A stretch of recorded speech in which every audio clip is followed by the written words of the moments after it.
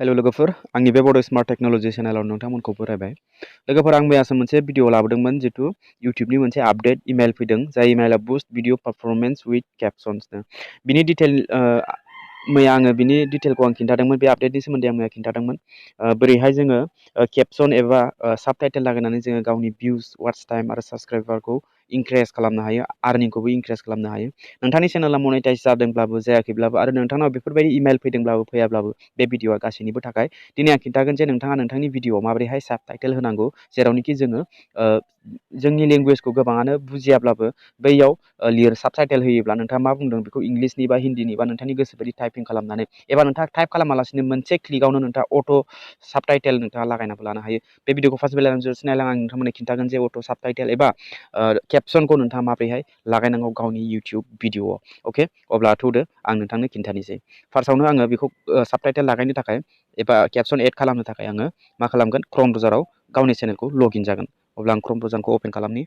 अके, आं बेहाय क्रोम ब्राउजारखौ अपेन खालामबाय। ओमफ्राय अपेन खालामनानै आं सार्च बाराव आङो टाइप खालामगोन।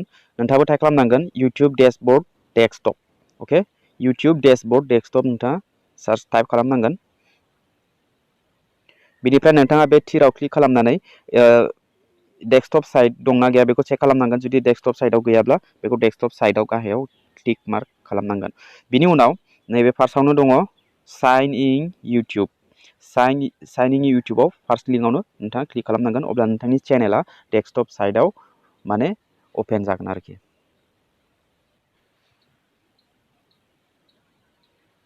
अके, बेहाय आङो चेनेलखौ लगइन खालामबाय। एक्चुअलि बेयो आंना बर' चेनेल नङा, बेयो हिन्दी टेक्निकेल चेनेलसो। बेयाव हिन्दी टेक्निकेल चेनेला बे क्रोम ब्राउजाराव लगइन जाना दंमोन नालाय, ओंखायनो आं हिन्दी टेक्निकेलाव आङो बेखौ खिन्थानाय जाबाय। बर'आवबो नोंथाङाबो जेरै खालामदों आं बेफोरबायदिनो एके सेम प्रसेस। बे आंनि गुबुन चेनेल हिन्दी टेक्निकेल चेनेल। दानिया नोंथाङा मा खालामगोन, साबटाइटेल लागायगोन नङा होमबा? जेनेबा हमना ला नोंथाङा भिडिअखौ आपल'ड खालामखांबाय एबा खालामखानाय भिडिअफोरखौ सेलेक्ट खालामनानै साबटाइटेल लागायनो सानदोंब्ला नोंथाङा फार्स्टआवनो मा खालामनांगोन, नैबे भिडिअनि आइकन दंना गाहायाव, आं जुम खालामनि, नैबेहाय नैबे भिडिअनि अपसनाव नोंथाङा क्लिक खालाम। बेयाव क्लिक खालामनायनि उनाव गासैबो भिडिअआ बेयाव पाब्लिश जानाय भिडिअफ्रा गासैबो बेयाव फैजोबगोन।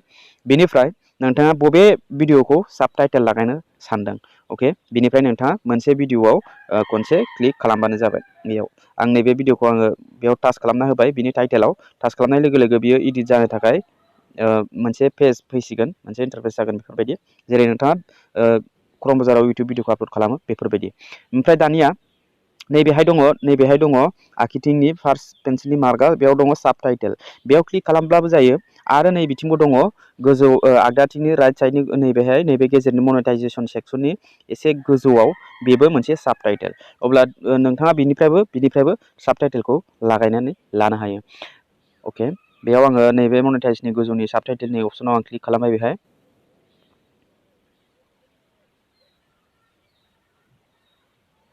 बेयाव क्लिक खालामनानै बेफोरबायदि पेज फैबाय नङा होमबा?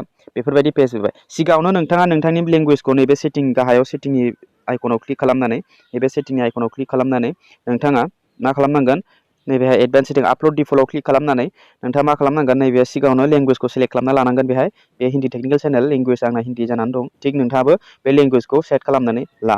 बिनि उनाव बेफोरबायदि फैबाय, बेफोरबायदि पेज फैबाय। फैनायनि उनाव नोंथाङा बेहाय आङो मोनसे साबटाइटेल लागायना दोनखादों सिगाङावनो। आं दा नोंथांनो खिन्थानि, बेयाव दङ हिन्दी अट'मेटिक जानानै दङ, बेयाव पाब्लिश जानानै दङ। ओमफ्राय इंलिश भिडिअ लेंगुवेज बिदि जानानै दङ नङा होमबा?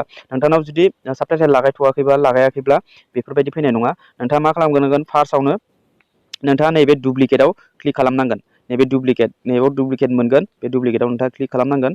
बेहाय क्लिक खालामनानै नोंथाङा बेफोरबायदि पेज अपेन जागोन। बेयाव आं भिडिअआव मा भिडिअआव आं बुंदों बे गासिबो बेयाव श' जाजोबगोन। बेयाव नै बेफोर गासिबो बुंदों, हेल' दोस्त, स्वागत है आप सबका फिर से, बेफोरबायदि माने आं जि भिडिअआव नैबेयाव बे भिडिअआव आं जि खिन्थादों बे गासिबो बे टाइटेला बेयाव गासिबो डिसक्रिपसन बायदि जानानै थागोन आरो इडिट टाइमिं दङ बेयाव। ओमफ्राय लेंगुवेजआ हिन्दी जानानै दङ। नोंथाङा फार्स्टआवनो मा खालामनांगोन, बेखौ पाब्लिश खालामनांगोन। बिनिफ्राय बेखौ फार्स्टआवनो बेखौ पाब्लिश खालामग्रोदो। बेखौ पाब्लिश खालामखांनायनि उनाव दानियाबा आंथ' जेनेबा हिन्दीसो रायलायदों नङा होमबा? बेयाव भिडिअआ हिन्दीसो होदों, बाट गोबाङानो जुदि हिन्दी बुजिया, दा नोंथांनि गोसो, नोंथाङा बेखौ माबोरै इंलिश खालामना लानो हायो। इंलिश खालामनो ना साबटाइटेलाव इंलिश होनो ना बर' होनो ना आसामिस होनो, नोंथांनि गोसो बायदि नोंथाङा होनो हायो बेखौ माबोरै होगोन दा बेखौ आं पाब्लिश खालामबाय नङा होमबा पाब्लिश खालामनायनि उनाव नोंथाङा नैबे लेंगुवेजाव सिलेक्ट खालामनांगोन लेंगुवेजाव क्लिक खालामनानै नैबे लेंगुवेजाव आं क्लिक खालामबाय बेहाय बे लेंगुवेजाव क्लिक खालामनानै नोंथाङा सेलेक्ट खालामदो नोंथाङा मा साबटाइटेल होनो इंलिसनि ना बर'नि ना आसामिसनि बेयाव गासिबो बेयाव दंजोबो अके बेयाव गासिबो दंजोबो नोंथाङा मानि लेंगुवेजखौ नोंथाङा एड खालामनो सानदों अके बेयाव आंना इंलिस लेंगुवेजआ आंना इंलिस जाना दंखायो हिन्दी अट'मेटिक जाना दं ओमफ्राय लेंगुवेजआ भिडिअ लेंगुवेजआ आंना इंलिस जाबाय साबटाइटेला बेखौ पाब्लिश ओमफ्राय दा मा खालामनांगोन बेखौ नैबेहाय पाब्लिशनि अपसन दंना बे एडनि अपसन दंना बे एडआव क्लिक खालामनानै बे एडआव क्लिक खालामदो एडआव क्लिक खालामबा बेफोरबायदि फैगोन ओमफ्राय बेफोरबायदि पेज फैबाय नङा ओमफ्राय फार्स्टआवनो दङ आपल'ड फाइलआ एसे लं प्रसेस बे फाइलखौ नोंथाङा बे मेडियानिफ्राय नोंथाङा फट' फाइलखौ नोंथाङा डाइरेक्ट आपल'डबो खालामनो हायो भिडिअ'आव ओमफ्राय सेकेन्डआ जाबाय अट' साइनिं SYNC अट' SYNC बे माने बेयाव अट'आव क्लिक खालामोब्ला नोंथाङा जि बुंदों बे बुंनाय रावा गासिबो इंलिसाव जाजोबगोन मानो होनबा इंलिस लेंगुवेजखौ साबटाइटेलाव खालामनानै दोनदों नङा होमबा ओमफ्राय बे गासिबो बे अट'आव क्लिक खालामनाय लोगो लोगोनो आंनि हिन्दीनि बुंबाय थागोन आं भिडिअ'आव ओमफ्राय साबटाइटेला गाहायाव अट'मेटिकलि इंलिसनि बुंबाय थागोन डिपेन्ड खालामो जे नोंथांनि लेंगुवेजआ बुंनाय रावा मा शुद्ध नंगौना नङा नङाब्ला बायदि बायदि माने जेनेबा हमनानै ला नोंथाङा बर'नि भिडिअ खिन्थागासिनो बाट नोंथाङा साबटाइटेल इंलिस होदों अब्ला इंलिसनि प्रनाउन्सियेसना जानाय नङा बेखौ नोंथाङा लिरनासो होनांगोन मानो होनबा बर'निखौ बारा केट्च खालामा हिन्दीनिखौबो बारा खालामबावासो जुदि नोंथांनि हिन्दीया क्लियार जायाब्ला क्लियारब्लाथ' अट'मेटिकलि इंलिसनि जेरै बुंदों बे खिन्थाखागोन बाट जोंनि बर' लेंगुवेजाव नोंथाङा साबटाइटेल होनो सानोब्ला नोंथाङा लिरनासो होनांगोन अब्ला साबसिन मोजां जागोन नङा होमबा इंलिसआ जानला मानला बिदि अट'मेटिकलि बायदि बायदि टाइप खालामलांबाय थागोन नोंनि बुंनायखौ बारा माबाया ओमफ्राय टाइप मेनुवेलि बेयाव जोङो बर'नि भिडिअ बानायदोंब्ला इंलिसनि नोंथाङा होनो सानदोंब्ला बेखौ मा खालामनांगोन टाइप मेनुवेलियाव क्लिक खालामनांगोन ओमफ्राय टाइप मेनुवेलियाव क्लिक खालामनानै नोंथाङा भिडिअ मा बुंदों एबा नोंथाङा मा खिन्थानो सानदों मेन टपिकखौल' नोंथाङा लिरबानो जायो बेयाव लिरनांगोन नोंथाङा इंलिसनि मा लिरो थिग बेफोरबायदि वेलकाम टु माय चेनेल थिग बेफोरबायदि नोंथाङा लिरनानै लानो हायो अके बे मोनसे लिरखांबाथाय आरो नैबे केपसन दंना प्लासनि आइकन नैबेयाव बेखौ लिरखांबाथाय नैबे केपसनाव क्लिक खालामनानै आरो मोनसे पेराग्राफ लिरलायदो बे माने सेकेन्ड टाइमाबो बेयाव थांफाबाय थागोन नोंथाङा जेसेनो लिरगोन एसेनो केपसनाव क्लिक खालामनानै नेक्स्ट भिडिअ जों माने मेन टपिकखौल' नोंथाङा लिरनो हायो बेफोरबायदि लिरखांनायनि उनाव नोंथाङा मा खालामनांगोन नैबेयाव पाब्लिश खालामनांगोन नैबे गोजौआव पाब्लिशनि अपसन दंना बेयाव पाब्लिश खालामनानै होनांगोन बेखौ बेयाव पाब्लिश खालामनाय लोगो लोगो नोंथांनि भिडिअआव साबटाइटेला जाबाय बे पाब्लिश खालामनायनि उनाव नोंथाङा मा खालामनांगोन मिथिबायना नैबेहाय इडिटनि अपसन दंना बे माबा डुप्लिकेट एन्ड इडिट बेयाव क्लिक खालामनानै नोंथाङा बेखौ मा खालामनांगोन बेयाव खनसे टाच खालामनानै बेयाव कर्नाराव मोनसे थ्रि डट मोनगोन बे थ्रि डटआव नोंथाङा क्लिक खालामनानै बेखौ डिलिट खालामनांगोन जेरै हमनानै ला आंना बेयाव बारा टाच जायाखै आं बे कर्नाराव क्लिक खालामनि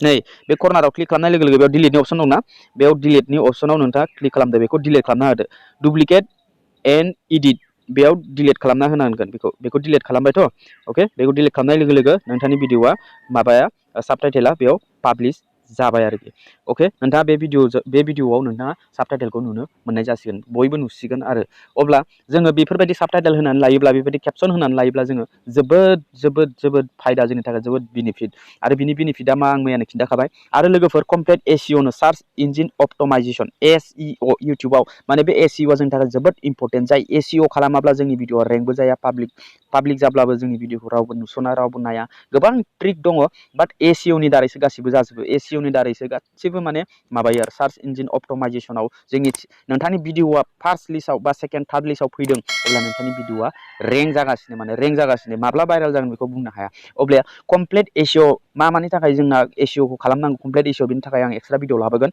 अके भिडिअखौ मोजां मोनदोंबा लाइक खालाम चेनेलखौ साबसक्राइब खालामनानै बेलनि अल नटिफिकेसनखौ अन खालामनानै दोनदो अब्ला लोगो मोनगोन next video tata bye bye and take care